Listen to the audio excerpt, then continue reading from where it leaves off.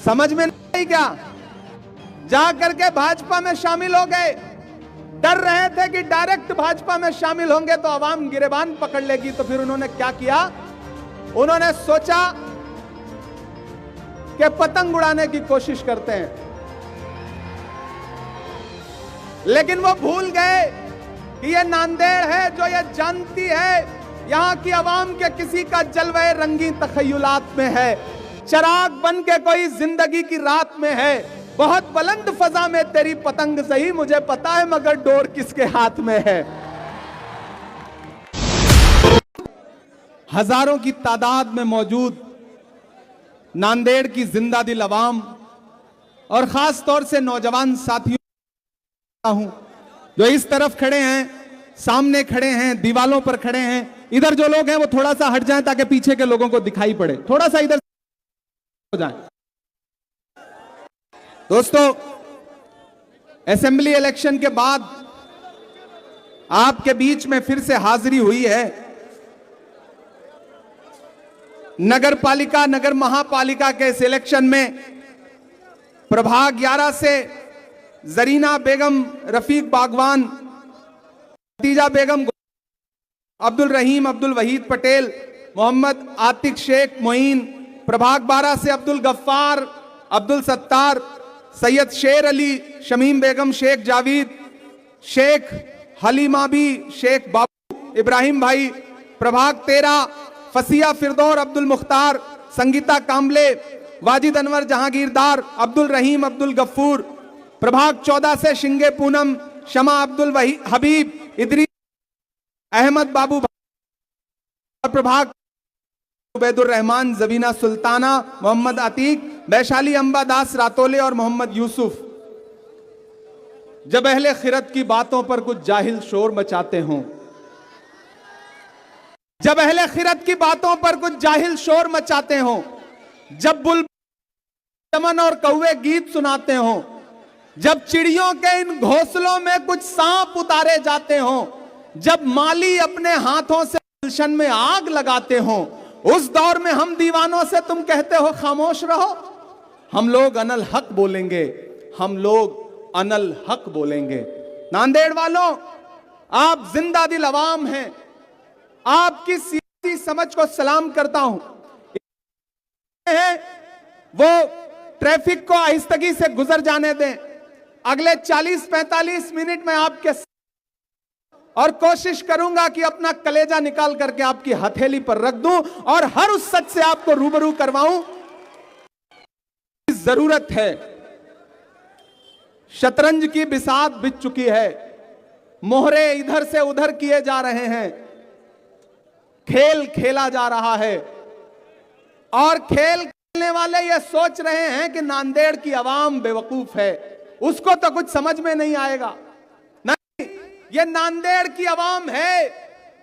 यहां से उठी हुई आवाज पूरे महाराष्ट्र ही नहीं बल्कि पूरे हिंदुस्तान में जाती है। ये वो मिट्टी है कि जिस मिट्टी के पुतले को छू लेती है उसे सोना बनाने का काम करती है। मैं इस मिट्टी को सलाम करता हूं। यहां पिछले एक हफ्ते से आप बड़ी बड़ी तकरीरें भी सुन रहे हैं और बड़ी बड़ी साजिशें भी देख रहे हैं। इस भीड़ में तमाम ऐसे नौजवान साथी भी आए होंगे जो कांग्रेस पक्ष के लोग हैं सुनने के लिए, और मेरी आवाज जिन कानों तक पहुंच रही है तमाम ऐसे भी साथी होंगे जिन्होंने अब तक फैसला नहीं किया होगा कि उन्हें क्या करना है। अब मैं उनसे मुखातिब हूं। अब थोड़ी देर के लिए के साथियों से भी गुजारिश है कि ये इंतजामात बना रहने दें, इस मीटिंग को उसी तरह से चलने दें जैसे आपने बाकी मीटिंग चलने दी है। दोस्तों,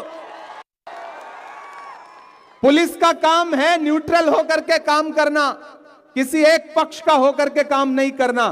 तो इस मीटिंग को उसी तरह से चलने दें। आवाम से भी गुजारिश है कि आप खामोशी के साथ थोड़ी देर मीटिंग का हिस्सा रहें। दोस्तों, मैंने कहा ना बिसात बिछ चुकी है। देखा कि 1 दर्जन भर हमारे कॉरपोरेटर जाकर के भाजपा में शामिल हो गए।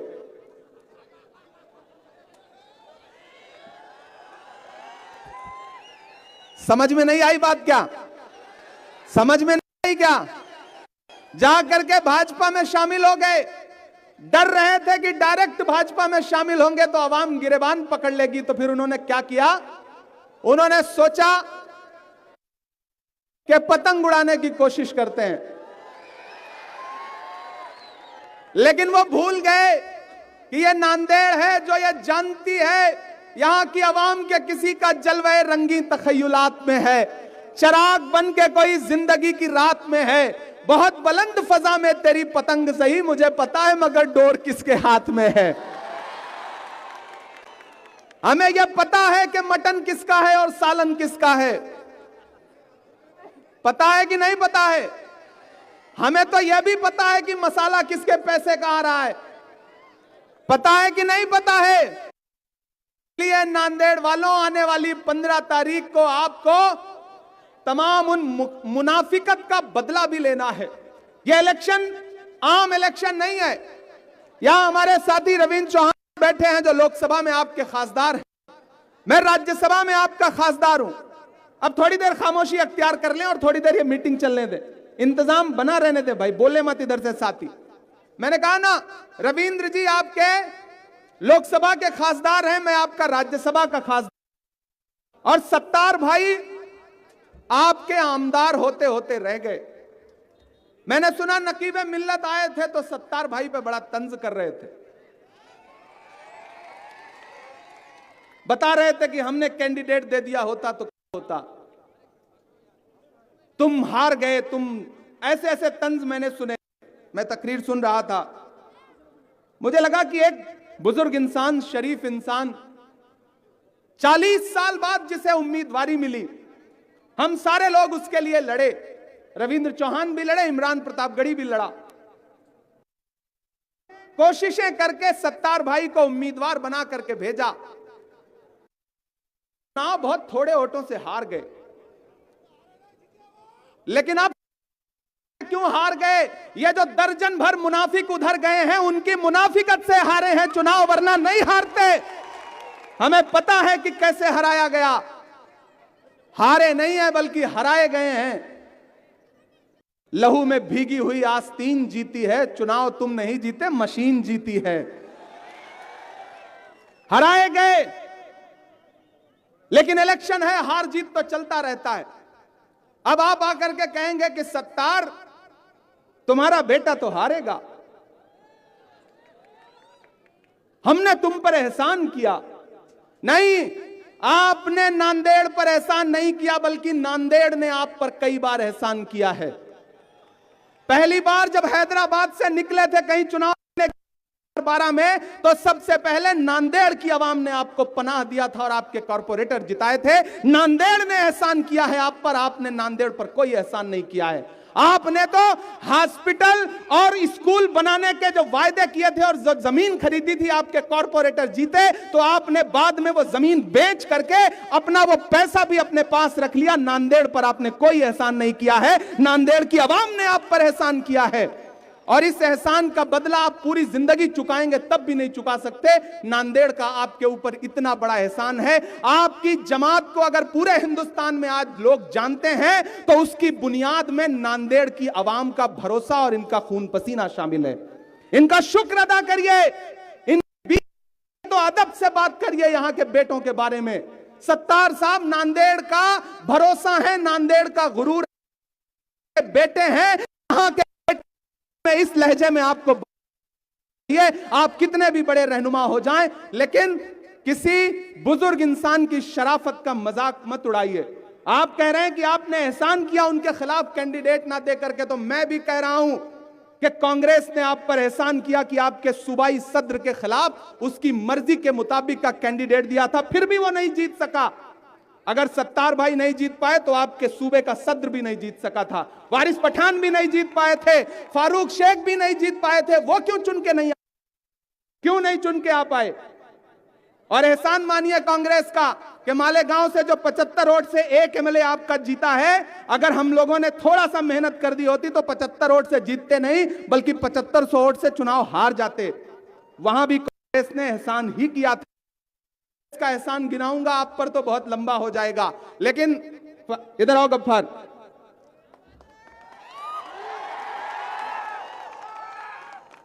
बस मैं नांदेड़ से एक बात पूछना चाहता हूं, नांदेड़ के लोगों, दिल पर हाथ रख करके मेरा यह सवाल सुनना। सत्तार भाई इधर आइए आप। 40 साल बाद एक इंसान को उम्मीदवारी मिली। ठीक है, हालात ऐसे बने कि वो जीत नहीं सके, लेकिन नेता बनकर के आपके बीच में खड़े हो गए। आपको इस तरह के नेता इतना चुभते क्यों हैं? आप अकोला में साजिद पठान को हराने के लिए पहुंच जाते हैं, आप नांदेड़ में सत्तार और गफ्फार को नहीं बर्दाश्त कर पाते हैं, आप बिहार में नेताओं को हराते हैं, आपकी पूरी टीम लग करके इमरान प्रतापगढ़ी को गाली देती है। आप सिर्फ अपने अलावा किसी को देखना ही नहीं चाहते। आपके लोग नारा लगाते हैं, मेरा सदर मेरा गुरूर। अरे गुरूर अल्लाह को कभी भी पसंद नहीं आता है। यह चुनाव मामूली चुनाव नहीं है। पूरा नांदेड़ जानता है कि रात के 3:30 बजे वो सारे उम्मीदवार कहां से निकले थे, किस चौखट से निकले थे। अशोक चौहान साहब की तो मजबूरी रही होगी, वो भाजपा में चले गए। इन 12 लोगों पे कौन सी ईडी का छापा पड़ रहा था कि ये जाकर के शामिल हो गए? मेरा सवाल है ये, उनकी तो मजबूरी रही होगी, चलो मान लिया, लेकिन इन 12 लोगों पे 10 दिन पहले दिल्ली में मेरे घर पे आकर के बड़ी बड़ी कसमें खा रहे थे कि इमरान भाई आपको क्या पड़ेगा। लेकिन मैं ऐलान नांदेड़ में कह रहा हूं, नांदेड़ वालों, कांटे गुल के साथ नहीं चल सकते हैं, बुजदिल खुल के साथ नहीं चल सकते हैं। रास्ते में जो छोड़ गया उसे जाने दो, सब राहुल के साथ नहीं चल सकते हैं। चले गए, जाने दो, सफाई हो रही है, नए लोगों को मौका मिल रहा है, नई लीडरशिप खड़ी करो। जो चले गए उनका मातम मत करो। चौहान, इसके बाद रविंद्र चौहान लोकसभा जीत करके आपने दिया ना दिल्ली को, तो यह मत सोचो कि कोई चला गया तो सब खत्म। कुछ भी खत्म नहीं होता है। मुझको 12 फोन आए कि इमरान आप मत आओ, प्लीज आप मत आओ। मैंने कहा मैं जमीर का सौदा नहीं करता हूं। मैं 2017 में पहली बार नांदेड़ आया था और नांदेड़ की आवाम की दुआओं का सदका है कि मैं आज हिंदुस्तान की पार्लियामेंट में बैठा हूं। मैं इसका एहसान मानता हूं। मैं नांदेड़ की आवाम का एहसान मानता हूं और हर उस कोने में जहां हमारी लीडरशिप कहीं से भी उसके लिए अपना खून पसीना बहा करके भी एक तैयार होकर के खड़ा मिलूंगा। देखिए, कोशिशें अच्छी की गई थी, प्लान भी बहुत अच्छा बनाया गया था। सोचा यह गया था कि 10-12 कॉर्पोरेटर जो कांग्रेस के थे, उनके हाथ में पतंग की डोर पकड़ा दी जाएगी और कमल को हरा कर दिया जाएगा। लेकिन कुछ खेल तो ऊपर वाला भी खेलता है ना, और जब चलती है रब की तो किसी की नहीं चलती। कांग्रेस और वंचित का अलायंस हो गया, यह सिलेबस में नहीं था। अब मामला गड़बड़ा गया है। तमाम पैसा, तमाम दौलत, तमाम साजिशें, तमाम कोशिशें करने के बावजूद अब सारा प्लान इस पे आ गया है कि किस तरह से गफ्फार को, सत्तार भाई को कमजोर किया जाए। मैं नांदेड़ से लेकर के हैदराबाद वालों तक सबसे कहना चाहता हूं कि इसी गली में वो भूखा किसान रहता है, ये वो जमीन है जहां आसमान रहता है। शहर के सारे हकीरों को यह खबर कर दो, बाप के साथ एक बेटा जवान रहता है। इतना आसान नहीं है कि आप दावा कर दोगे कि गफ्फार तो हारेगा। यह फैसला तो अल्लाह करेगा, नांदेड़ की आवाम करेगी। यह नांदेड़ की आवाम है, अगर जिताने पे आ गई ना, तो ये जो सारे नाम मैंने गिनाए हैं, तुम्हारा पैसा, तुम्हारी दौलत, तुम्हारी तकरीरें सब धरी की धरी रह जाएंगी और इंशाअल्लाह ताला नांदेड़ में कांग्रेस और वंचित का मेयर बनेगा। बस आपको थोड़ा दिल पे हाथ रख करके सोचना है। मेरी नई नस्लों, खुसूसी तौर पर आपको यह समझ में नहीं आता। खेल, एक बार आए 2 सभा की, दूसरी बार आए 2 सभा की, लेकिन पैकेज इतना बड़ा है और दबाव इतना ज्यादा कि हो सकता है तीसरी बार भी आए। आप देख लेना, 13 तारीख से पहले तीसरी बार भी आएंगे, देख लेना। क्योंकि गफ्फार आंख में चुभ रहे हैं, क्योंकि सत्तार आंख में चुभ रहे हैं, कि कैसे उनके अलावा हिंदुस्तान में या उनके अलावा महाराष्ट्र में बिना उनकी मर्जी के कोई नेता कैसे बन जाए। इमरान प्रतापगढ़ी का क्या कसूर है? क्यों गाली देते हो? आप लोकसभा में बोलते हो, मैं राज्यसभा में खड़ा होकर के हिंदुस्तान की पार्लियामेंट में पहुंचा हूं, खुदा गवाह है, मैंने एक लम्हा भी बिना आपकी फिक्र के गुजारा हो तो आपके मुद्दों पर हाकिम की आंख से आंख मिला करके बोलता हूं, लड़ता हूं। लेकिन आपको यह लगता है बस आप ही आप हैं, कोई और नहीं जाए, कोई इमरान प्रतापगढ़ सत्तार। अरे सत्तार साहब पिछली बार थोड़े से वोटों से हरा दिए गए, इंशाअल्लाह ताला अगली बार फिर कैंडिडेट बनेंगे और आमदार बनकर के महाराष्ट्र की असेंबली में पहुंचे। कल मैं अकोला था, मैंने वहां कहा कि भाई साजिद पठान एक मजबूत नेता है, आमदार चुन करके आया है, आप उसको हराने के लिए आज दूसरी बार पहुंचे थे। तो आज वहां तकरीर जाकर के कर रहे थे तो बोले कि इमरान प्रतापगढ़ी कोई इशारे इशारे में बोले अभी तो उसके दूध के दांत नहीं टूटे हैं। मैंने कहा अभी जब दूध के दांत नहीं टूटे हैं तब इतना पेट में दर्द हो रहा है, जिस दिन दूध के दांत टूट गए उस दिन क्या होगा? कहते हैं मुझे भैया मैं 5 साल की सियासत में हिंदुस्तान की सबसे बड़ी पार्लियामेंट में बैठा हूं और आप कहते हो मुझे सियासत नहीं आती। एक आम से परिवार से निकल करके एक बेटा, कोई सियासी घराना नहीं था, वो हिंदुस्तान की सबसे पोजीशन की पार्टी से हिंदुस्तान की सबसे बड़ी पार्लियामेंट में बैठा है। कहते हैं कि सियासत नहीं आती। मुझे सियासत आती हो या ना आती हो, लेकिन मुझे सच्चाई समझ में जरूर आती है। आता है कि यहां पतंग किसके इशारे पे उड़ाई जा रही है और भाजपा का मेयर बनाने के लिए क्या क्या कोशिशें की जा रही हैं। अकोट देखा आपने?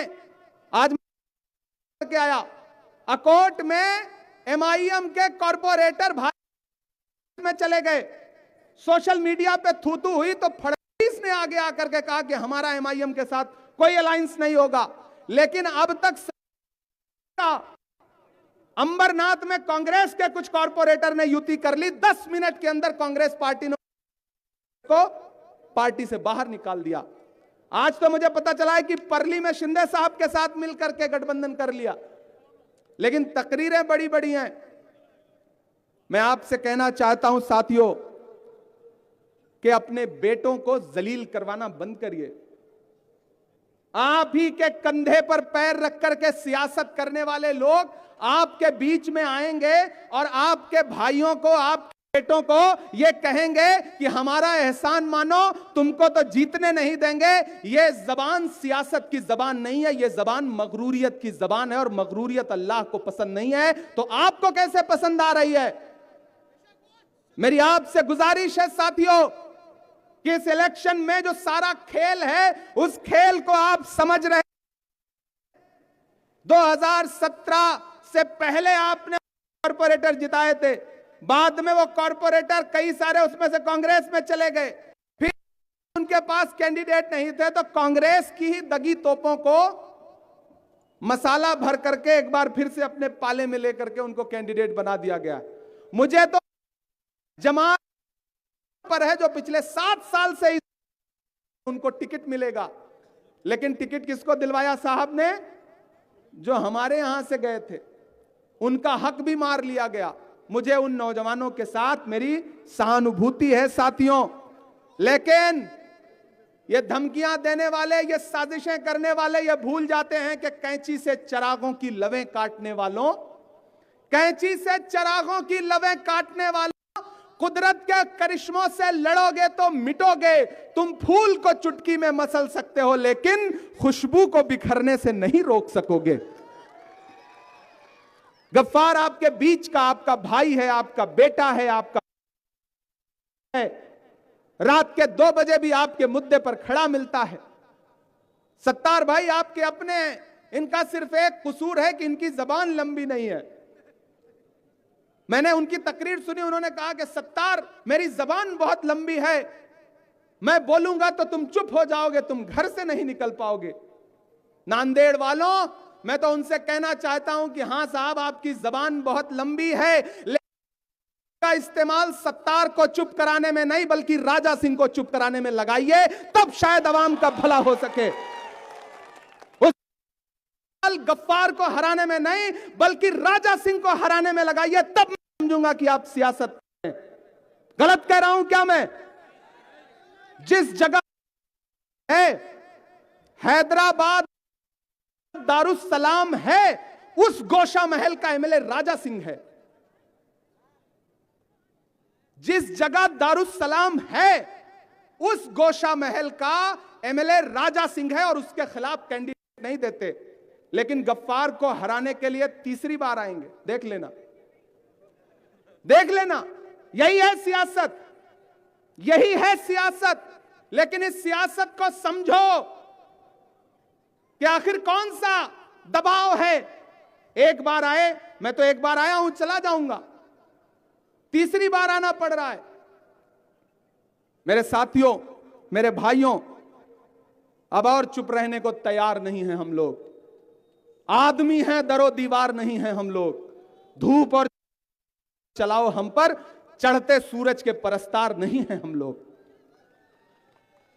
यह लड़ाई बहुत जरूरी लड़ाई है नांदेड़ वालों, और मैं आपका भाई, आपका बेटा होने के नाते आपसे बस इतना कह रहा हूं कि ना हम सफर ना किसी हम नशी से निकलेगा, हमारे पांव का कांटा हम ही से निकलेगा। वतन की रेत मुझे एड़ियां रगड़ने दे, मुझे यकीन है पानी यहीं से निकलेगा। आप कांग्रेस और वंचित का मेयर बनाइए, वरना भाजपा का मेयर बन जाएगा। इसी साजिश और इसी कोशिश लोग, आपको बस यह समझना है होशियारी के साथ, समझदारी के साथ। कभी राहत साहब ने कहा था, कोई मौसम हो सुख दुख में गुजारा कौन करता है, परिंदों की तरह सब कुछ गवारा कौन करता है। घरों की राख फिर देखेंगे, पहले देखना यह है कि घरों को फूंक देने का इशारा कौन करता है। एक तरफ पैसा है, ताकत है, पावर है, और एक तरफ तकरीरें हैं, और दूसरी तरफ बीच में कुछ मोहब्बत वाले लोग खड़े हैं जो ये कहते हैं कि नांदेड़ तो मोहब्बतों का शहर है, गंगा जमुनी तहजीब का शहर है, नांदेड़ तो हिंदू मुस्लिम सिख ईसाई की एकजुटता का शहर है। इस शहर में जज्बाती तकरीरों के बजाय मोहब्बत और शराफत की सियासत होनी चाहिए, और वो सियासत रविंद्र चौहान कर रहे हैं, सत्तार भाई कर रहे हैं, गफ्फार कर रहे हैं, जो हमारे बाकी कॉरपोरेटर के कैंडिडेट हैं वो सारे लोग कर रहे हैं कॉरपोरेशन के। मैं आपके बीच में खाली पीली बातें करने नहीं आया हूं। इतना आपसे कहता हूं साथियों कि आप इन तमाम हमारे नगर सेवकों को जिता करके आगे पहुंचाइए। इंशाअल्लाह इनके बाईं तरफ आपका लोकसभा का खासदार खड़ा मिलेगा और दाईं तरफ राज्यसभा का खासदार खड़ा मिलेगा। हम सिर्फ जज्बाती बातें आपसे नहीं कर रहे, हम आपसे यह कहना कि ये लंबी लंबी तकरीरें करें तो एक कान से सुनिए, दूसरे से निकाल दीजिए, क्योंकि आप समझदार लोग हैं। आप पिछले 10-12 साल से ये तकरीरें सुनते आ रहे हैं। मुझसे किसी ने कहा साहब बहुत लंबी लंबी तकरीर हो रही है, आते हुए रविंद्र भाई कह रहे थे। मैंने कहा रविंद्र भाई आप शरीफ आदमी हैं, नहीं पाते हैं कि मैंने हाथों से बुझाई है दहकती हुई आग। अपने बच्चों के खिलौनों को बचाने के लिए नफरतें बेचने वालों की भी मजबूरी है, माल तो चाहिए दुकान सजाने के लिए। करें क्या? उनके पास उन तकरीरों के अलावा कुछ नहीं है, लेकिन हम उनसे कहना चाहते हैं कि हमें यह देखना है, हमें तो आखिर यह देखना है लफ्जों में धार कब तक। हमें तो आखिर यह देखना है रहेगी लहजे में धार कब तक। तुम्हारे लफ्जों की कैंचियों से परिंदे होंगे शिकार कब तक। मेरे भाई, ये इधर जो दीवार पे नौजवान साथी बैठे हैं, इधर जो छत पर हैं, इधर जो रोड पर हैं, इधर जो कुर्सियों पर बैठे हैं, मैं सबको पुकारता हूं, एक बात कहता हूं कि सत्तार साहब हारे नहीं थे। मुनाफिकों ने किसके इशारे पे सत्तार भाई को हराया था यह आपको पता है। इस पूरे खेल का मास्टरमाइंड कौन है आपको पता है। उसका भी बदला लेना है, और ये जो नए पौधे लगाए गए हैं आपको इनके हाथों को भी मजबूत करना है। और अगर आपने कर दिया, देखिए पता चला मुझे कि नई पार्टी बन गई, हमारा एक भोला बेचारा पत्रकार वो भी फंस गया उसी में। नाम नहीं लूंगा, नहीं आप जान जाएंगे कि मैं किसकी बात कर रहा हूं। अच्छा, जिस मटन को खाने की साहब बात कर रहे थे, वो मटन अगर उसने खाया होता तो उसकी सेहत सही हो जाती। उसकी सेहत सही नहीं है हमारे भाई की, भाई है हमारा वो। नई पार्टी बन गई, फिर कुछ लोगों से कहा गया कि आप पतंग उड़ाओ, लेकिन पतंग का मांझा कभी कभी नुकसान भी पहुंचाता। वो जो रात में वीडियो आई ना, उस वीडियो ने खेल खराब कर दिया, वरना खेल तो बन गया था। अच्छा, ये सोशल मीडिया का जमाना है। ये नांदेड़ के नौजवान हमारे जो साथी हैं, बजे तक जागते हैं, कुछ को महबूबा, कुछ को सोशल मीडिया पे कुछ करना रहता है। अब इनके सिलेबस में वो जब वीडियो आया तो इनको लगा अरे ये क्या हो रहा है, हम तो कुछ और समझ रहे थे, खेल तो कुछ और है। तब इनको लगा कि नहीं, इस खेल का हिस्सा तो नहीं बनेंगे, और इस खेल का हिस्सा मत बनिए, वरना इसी तरह से उंगलियों में मांझा फंसा करके पतंगे उड़ती रहेंगी और आप खेल का शिकार बनते रहेंगे। साथियों, वो एक अफसर रात में निकला चौराहे पर देखने के लिए, तो उसने देखा कि एक भिखारी आदमी बेचारा कंबल तान करके सो रहा है।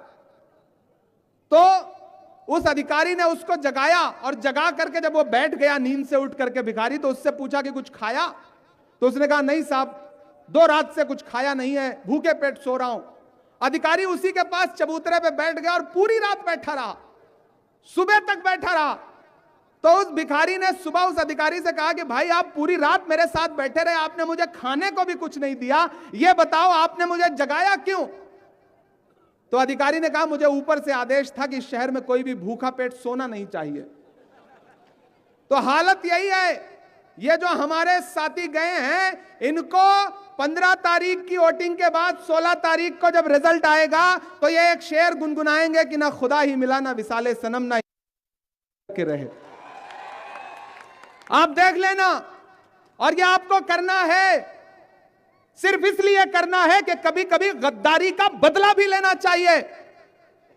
कभी कभी आपको यह भी दिखाना चाहिए कि एक शरीफ इंसान को साजिश का शिकार बना करके अगर कुछ अपने लोग मुनाफिकत करके हराएंगे और ये वो उम्मीद करेंगे कि बाद में चोला बदल लेंगे और अवाम उन्हें जिता देगी, तो फिर आपको यह बताना है कि नहीं, अवाम इतनी बेवकूफ नहीं है। अवाम को बेवकूफ समझना बंद करिए। अपनी सियासत के लिए अवाम के जज्बात से मत खेलिए। मेरी आपसे गुजारिश है साथियों कि अदावत है, सियासत है, परिंदा है, शिकारी है। अदावत है, सियासत है, परिंदा है, शिकारी है। इन सारी चीजों पर मोहब्बत अब भी भारी है। बड़ी बड़ी तकरीरें हो रही हैं। साहब आकर के महाराष्ट्र में बोल रहे हैं हिजाब वाली आने वाले दिनों में इस देश की प्राइम मिनिस्टर।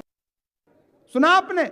बिहार में थे तो कह रहे थे उमर का अबू बकर का बेटा चीफ मिनिस्टर बनेगा, और नीतीश कुमार को फिर से चीफ मिनिस्टर बनवा करके वापस आ गए। इलेक्शन है कॉरपोरेशन का, और इलेक्शन की तकरीरों में कह रहे हैं हिजाब वाली प्राइम मिनिस्टर बनेगी। और जब बिहार में नीतीश कुमार ने हमारी एक बहन का हिजाब खींचने की कोशिश की तो आज तक उस पर एक भी नहीं बोले, और उनके सारे के सारे एमएलए बिहार में नीतीश कुमार की तारीफ में लगे रहते हैं। मेरे भाई, इस खेल को समझो। इस तरह के बयान हिजाब वाली बेटी को प्राइम मिनिस्टर बनाने के लिए नहीं दिए जाते, बल्कि नरेंद्र मोदी की सियासी जिंदगी बढ़ाने के लिए दिए जाते हैं। आपको यह खेल समझना पड़ेगा। इसलिए मैं आपसे कहता हूं साथियों, इस मुल्क को मोहब्बत से जीता जा सकता है। अगर आपको लगता है कि नरेंद्र मोदी को गद्दी से कोई और हटा सकता है तो आपकी गलतफहमी है। नरेंद्र मोदी को सिर्फ और सिर्फ राहुल गांधी गद्दी से हटा सकते हैं, दूसरी कोई ताकत हटा नहीं सकती। कोई कितने भी बांटने की बात करे, नांदेड़ वालों मुझे बताओ कि जब इस देश में वक्फ का बिल लेकर के आई नरेंद्र मोदी सरकार, तो इस देश की लोकसभा में सिर्फ 24 एमपी मुसलमान हैं। सिर्फ कितना? 24 एमपी। अगर उस बिल की हिमायत में, नरेंद्र मोदी की हिमायत में 288 वोट पड़े, तो उस बिल की मुखालिफत में 224 वोट पड़े। तो मुझे बताओ कि जब पार्लियामेंट में सिर्फ 24 एमपी मुसलमान हैं, ये जो 200 से ज्यादा हिंदू भाइयों ने, सिख भाइयों ने, ईसाई भाइयों ने, दलित भाइयों ने नरेंद्र मोदी के वक्फ बिल के खिलाफ वोट दिया, तो आप उनकी मोहब्बत को कैसे झुठला पाओगे? मुझे बताओ। मैं राज्यसभा तो उस बिल की हिमायत में अगर 100 से ज्यादा वोट हिमायत में पड़े तो उस बिल की मुखालफत में 98 वोट पड़े। बिल पास हो गया क्योंकि नरेंद्र मोदी के पास, सरकार के पास नंबर था, बिल पास हो गया। लेकिन मुझे बताओ कि बीमारी की हालत में रात के 3 बजे राज्यसभा में उस बिल के खिलाफ वोट देने के लिए बैठी हुई सोनिया गांधी की मोहब्बत को आप कैसे झुठला सकते हो? रात के 2:30 बजे आप वोट देने के लिए बैठे हुए राहुल गांधी की मोहब्बत को आप कैसे झुठला सकते हो? कोई आएगा आपसे कहेगा कि नहीं, तेरा मेरा रिश्ता क्या है, ये नारा सुनो और इस नारे पर वोट दो। तो मुझे बताओ नांदेड़ वालों, अगर इस तरह के मजहबी नारे सुन करके वोट देंगे तो फिर दूसरी तरफ वाले भी तो धार्मिक नारे सुन करके वोट देंगे या नहीं देंगे? इस खेल को समझो। ये 85 और 15 का जो खेल है ना, इस खेल ने इस मुल्क का और खास तौर से आपका बहुत नुकसान किया है। जाओ उत्तर प्रदेश, जाओ असम, जाओ मध्य प्रदेश, जाओ दिल्ली, लोगों के घरों के बाहर बुलडोजर खड़े हैं, लोगों के सरों पे छत नहीं सलामत है। ये 14 से लगाया गया कयादत का उसके मुल्क में नफरत बढ़ी है। अगर कम हुई हो तो बता, हुई हो तो मेरा गिरेबान पकड़ लेना। नफरतें बढ़ी हैं और मैं तो कहना चाहता हूं कि मेरे भाई, इस खेल को हम समझते हैं। खंडहर बचे हुए हैं, इमारत नहीं रही। खंडहर बचे हुए हैं, इमारत नहीं रही। और यह हुआ कि सर पे कोई छत नहीं रही। कैसी मशालें लेके चले तीरगी में आप, जो सलामत नहीं रही। किसी भी सूबे में जो भी मजबूत मुसलमान नेता है, उसे हराने के काम पे लग जाओ। गुजरात में, अहमदाबाद में गयासुद्दीन शेख एक मजबूत मुसलमान नेता था, उसको हराने के लिए गली गली जाकर के वोट मांगा। और मध्य प्रदेश के भोपाल रहनुमाई करता है, नुमाइंदगी करता है हमारा भाई, दूसरी बार का एमएलए है। पूरे मध्य प्रदेश में अगर कहीं सबसे ज्यादा जमात मेहनत कर रही है तो आरिफ मसूद के खिलाफ मेहनत कर रही है। साजिद पठान आपका एक मजबूत नेता है, तो उसके खिलाफ आज दूसरी बार हेलीकॉप्टर लेकर के उतरे थे। सत्तार आपके अपने हैं, उनके बारे में कौन कौन सी जबान इस्तेमाल की जा रही है आप देख रहे हैं। आपको यह खेल क्यों नहीं समझ में आता? इस खेल को समझिए और उनसे कि जख्म पर जख्म खा के निकले हैं हाँ, मगर मुस्कुरा के निकले हैं। जख्म पे जख्म खा के निकले हैं। रविंद्र भाई इधर आइए आप। क्या बात है?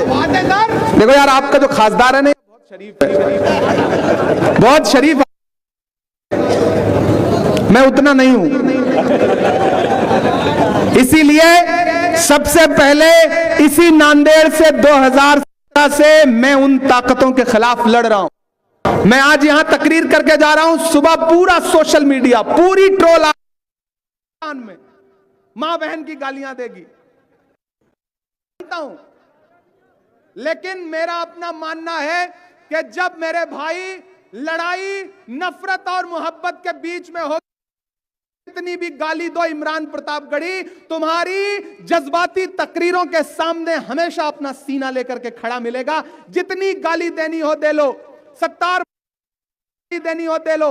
मैं सत्तार भाई आपको सलाम करूंगा कि आपको भी खरीदने की कोशिश की गई, आपको भी अपने पाले में करने की कोशिश की गई, लेकिन बहादुरों की और न बिकने वालों की लिखी जाती है। बिकने वालों की तारीख।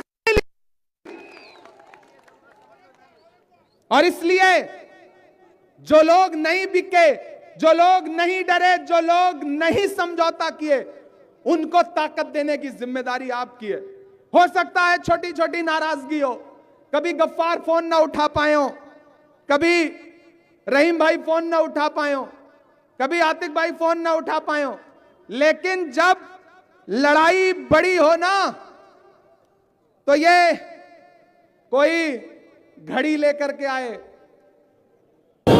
कोई दूसरे निशान लेकर के आए, कोई धनुष बाण लेकर आए, घड़ी से लाख महंगा तो घड़ी का वक्त होता है, जो इसकी कद्र करता है उसी का वक्त होता है। इसलिए किसी झांसे एक भी करना है।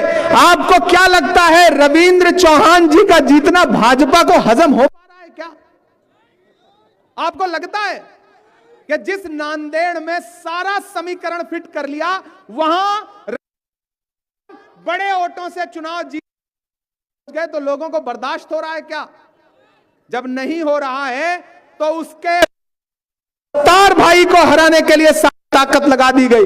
लेकिन सत्तार भाई को भी आपने इतना, यही वो जगह थी जब तादाद में लोग थे और मैंने सभा की थी और आपके जलते हुए मोबाइल के फ्लैश का वीडियो पूरी दुनिया ने देखा था, पूरी दुनिया में वायरल हुआ था।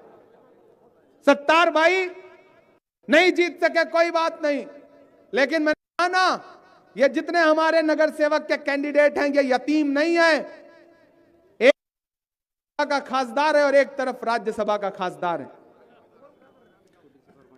ये जख्म पर जख्म खा के निकले हैं हम, अगर मुस्कुरा के निकले हैं। सर झुकाने का हुक्म जब आया, सर झुकाने का हुक्म जब आया, और भी सर उठाए हैं, नारे हक लगा के निकले हैं, लगा के निकले हैं। मैंने सुना यहां तहरी बहुत अच्छी बनती है। सुबह मैं खाऊंगा क्योंकि सुबह से आया हूं तो अभी भूख लगी हुई है, कुछ खाया नहीं है। कि हर सितम का जवाब आएगा, देखना इंकलाब आएगा। कुछ लोगों ने अपनी मोबाइल के फ्लैश फिर उसी तरह जला लिए हैं। सलाम आपकी जिंदा दिली को।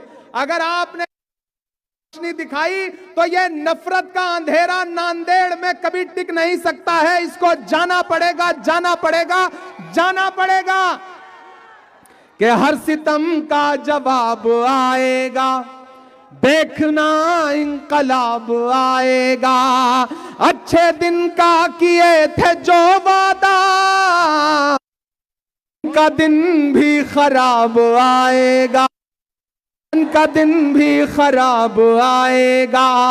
हम तो निकले आते हुए, देखिए गफ्फार हंस रहे हैं, रविंद्र भाई हंस रहे हैं, सत्तार भाई हंस रहे हैं, इमरान हंस रहे हैं, लेकिन कहीं तो हंसी गायब है। तो निकले हैं मुस्कुराते हुए और वो तिल मिला के निकले हैं, नारे हक लगा के निकले हैं, नारे हक लगा के निकले हैं। आसमां जलती जमीन पर नहीं आने वाला, अब कोई और पैगंबर नहीं आने वाला। प्यास कहती है चलो रेत निचोड़ी जाए, अपने हिस्से में समंदर नहीं आने वाला।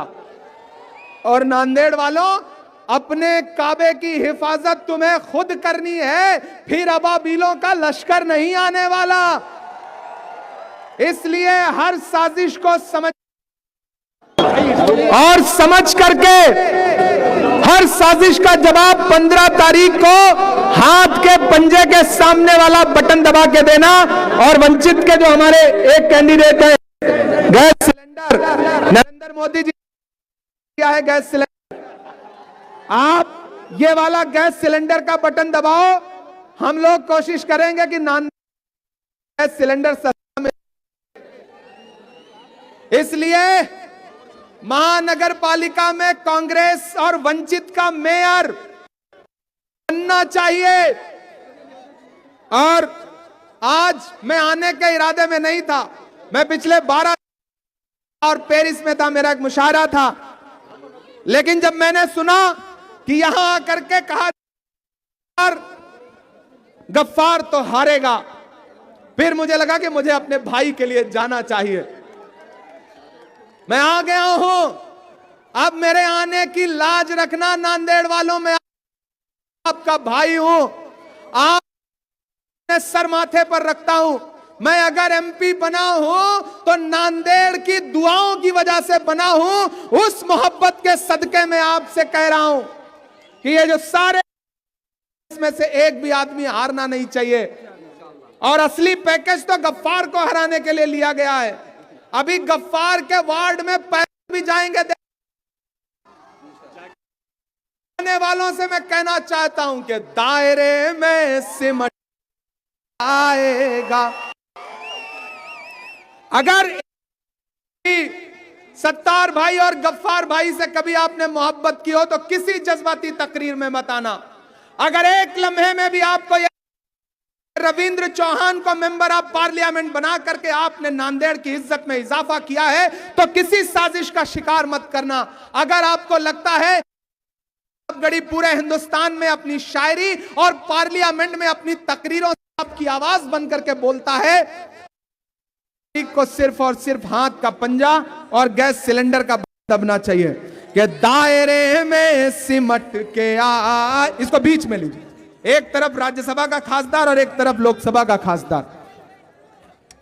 मैं शेर पढ़ूं ये वाला, इस शेर को झूठा नहीं साबित होने दोगे ना कि दायरे में सिमट के आएगा। मेरे साथ गुनगुनाओ कि हर रवा के आएगा। आपकी आवाज वहां तक जानी चाहिए जहां कि दायरे में सिमट आएगा, हर रवा के आए। आंधियों को जरा खबर कर,